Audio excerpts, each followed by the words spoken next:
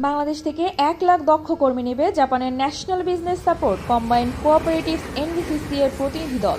এ সময় প্রবাসী কল্যাণ ও কর্মসংস্থান বিষয়ক মুখ্য সমন্বয়ক লামিয়া মোর্শেদ উপস্থিত ছিলেন। National business support combined cooperatives হল 65টিরও বেশি কোম্পানির একটি জাপানি ব্যবসায়িক ফেডারেশন, যারা সম্প্রতি দক্ষ বাংলাদেশি কর্মী নিয়োগের সুবিধার্থে বাংলাদেশের সঙ্গে একটি সমঝোতা স্মারক MOI স্বাক্ষর করেছে। এই চুক্তির লক্ষ্য জাপানে বাংলাদেশিদের প্রশিক্ষণ, সার্টিফিকেশন এবং কর্মসংস্থানের জন্য একটি কাঠামো প্রতিষ্ঠা করা, যার মাধ্যমে আগামী 5 বছরে technical intern training programme TITP এবং স্পেসিফাইড স্কিল ওয়ার্কার্স SSWO এর মতো কর্মসূচির আওতায় 1 লাখের বেশি কর্মী নিয়োগ করা হবে।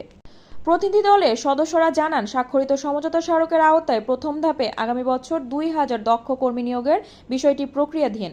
পরবর্তীতে 2027 সালে 6000 ও 2028 সালে 18,000 কর্মী নিয়োগ করা হবে।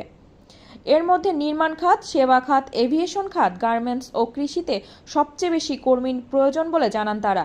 পাশাপাশি আগামী দিনে গাড়ি চালক, অটোমোবাইল ও রিসাইক্লিং খাতে দক্ষ কর্মীর চাহিদা বাড়বে বলেও জানান তারা। বাংলাদেশ থেকে কর্মী নিয়োগের লক্ষ্যে খুলনা ও গাজীপুরের কাপাসিয়ায় 2টি প্রশিক্ষণ কেন্দ্রে সম্ভাব্য কর্মীদের প্রশিক্ষণ দেওয়া হচ্ছে। এর মধ্যেই এনবিসিসি প্রতিনিধি দলের সদস্যরা কেন্দ্র দুটি পরিদর্শন করেছেন। এ সময় কর্মীদের প্রশিক্ষণের বিষয়ে কোনো ঘাটতি রয়েছে কিনা জানতে চান। প্রতিনিধি দলের প্রধান, national business support cooperatives federation NBCC এর চেয়ারম্যান মিকিও ক্যাসাগায়ামা বলেন, আমি গত মার্চ মাসে ট্রেনিং সেন্টার দুটি পরিদর্শন করেছিলাম। এবার এসে অবাক হয়েছি। 7 মাসের মধ্যে অনেক অগ্রগতি হয়েছে। প্রশিক্ষণ নিয়ে আমরা খুবই সন্তুষ্ট। আমরা আশাবাদী আগামী বছরই 2000 দক্ষ কর্মী নিয়োগ দিতে পারব।